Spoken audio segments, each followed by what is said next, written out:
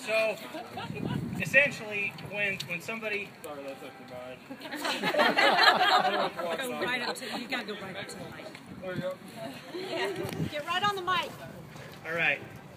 So, when we have people who refuse to rent their property or employ somebody because they have a felony conviction, that creates a lot of problems. It sometimes creates something we might call a self-fulfilling prophecy.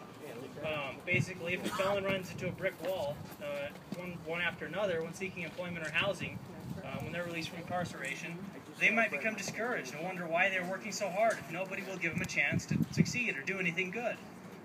I was fortunate in that my family had the resources and was willing to provide me with a safe, clean, sober living arrangement when it came time for me to leave the halfway house in 2010 after completing a 96-month prison sentence in federal prison. I also had an employer who was willing to give me a chance, willing to hire me, who knew me from before my time as a drug addict, despite my 13 felony convictions. Most people coming out of prison are not blessed with such benefits, and they usually have very little in terms of financial resources.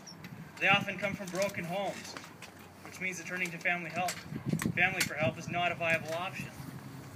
This is where the government needs to step in to aid in averting a disaster. The disaster of missing an opportunity to help someone truly committed to changing, but with nowhere to turn for help. Some local governments have happened to step in, albeit in an incredibly counterproductive way. So-called good landlord programs. They have made it more difficult for felons to obtain housing upon release. The programs create economic incentives for landlords to deny felons tenancy in their properties. The rationale goes something like this. Felons cause problems. Those problems result in a higher use of emergency services, and therefore felons constitute a higher cost to the city. So landlords allowing felons to live in their properties must pay higher taxes than those who choose to deny felons tenancy.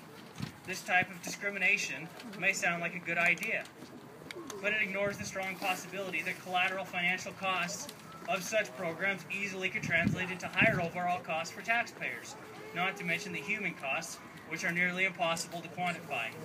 Ensuring a safe place to live post-release is a necessity, and good landlords programs have made felons more vulnerable than they already are. I think we can all also agree that job satisfaction becomes an important aspect of sustained long-term employment, something very important for people who are getting out of prison. Providing some form of assistance in allowing felons to obtain a marketable skill set in an area of interest to them would help in reducing the likelihood of their becoming frustrated and returning to the life they know. Healthcare is also important.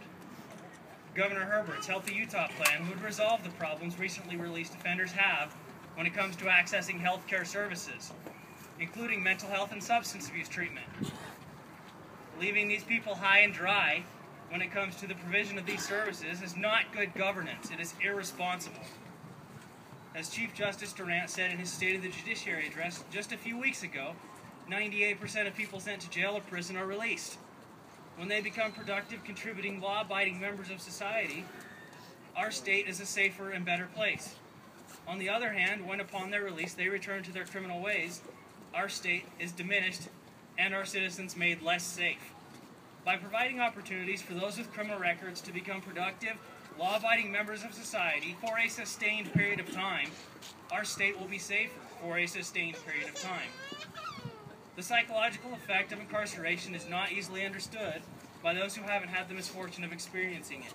When I was released, just managing myself appropriately was difficult enough. It took time to get used to the world again. So much had changed.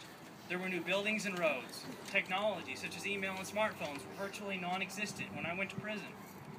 Had I not been helped through the daunting process of getting into school, I probably would not have gone to college. But I went, and I have graduated, and this fall I will be going to law school. Yeehaw!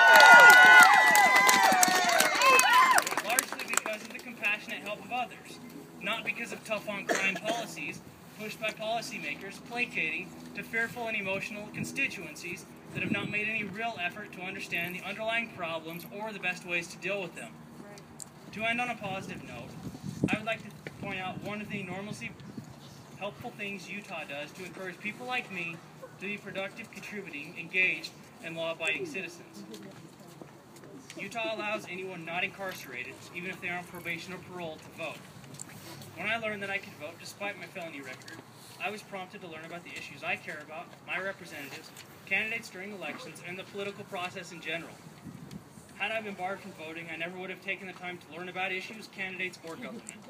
So I would like to thank our leaders for recognizing the importance of providing everyone with the opportunity to vote. Thanks. Yeah. Woohoo!